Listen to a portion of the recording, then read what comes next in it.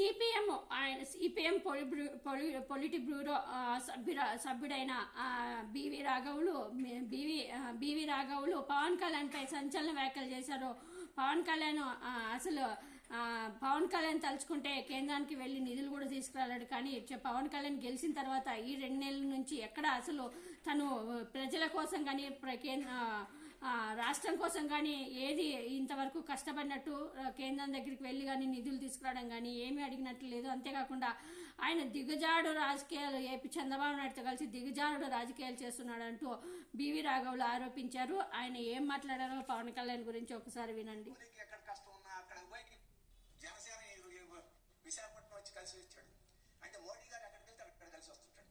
కలిసిన తర్వాత బయటకు వచ్చి చాలా సుహృద్భావంగా జరిగింది, మనందరికి మంచి జరుగుతుంది అనిపిస్తుందని చెప్తుంటాడు. ఎక్కువ మాట్లాడటం కూడా అనవసరం ఆయన గురించి. కానీ ఒక్క విషయం చెప్తాను, ఆయన చేరువేర పని వేసేవాడు, మరి ఈ మధ్య వేయడం లేనట్టుంది. ఎందుకంటే మరి పని వేస్తే బాగుంటుంది అనుకున్నాడు. మొత్తం మీద చేరువేర గురించి మనందరికి తెలుసు. ఎక్కడ ఏమోనా ఎక్కడ కష్టం ఉన్నా కార్మికుడికి రైతుకి కూలికి ఎక్కడ కష్టం ఉన్నా అక్కడ పోయి ప్రాణం ఇచ్చి పోరాడాలనే లక్షణం చేతువేరది. ఆ చేతువేర బొమ్మ పెట్టుకుని నువ్వు బీజేపీకి ఓడిగా చేస్తున్నావు, కార్మికులకి కర్షకులకి ద్రోహం చేసే వాళ్ళకి ఏమి రాజకీయం అని చెప్పాను.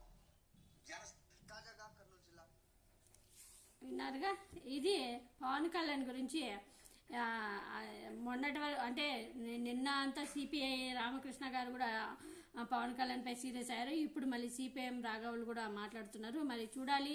పవన్ కళ్యాణ్ అయితే వీటన్నిటిని చౌకి ఎక్కించుకునే పరిస్థితుల్లో లేడు. ఎవరు మాట అదేదో అంటారుగా, ఏమి పట్టించుకోకుండా హ్యాపీగా డిప్యూటీ సీఎం పదవిని ఎంజాయ్ చేస్తున్నాడు. కనీసం ప్రజల గురించి, కనీసం పిఠాపురం గురించి కూడా ఆలోచించుకోకుండా హ్యాపీగా ఎంజాయ్ చేసుకుంటున్నాడు. మరి చూడాలి రాబోయే రోజుల్లో. మరి ఇప్పటికైతే 2 months అయిపోయింది.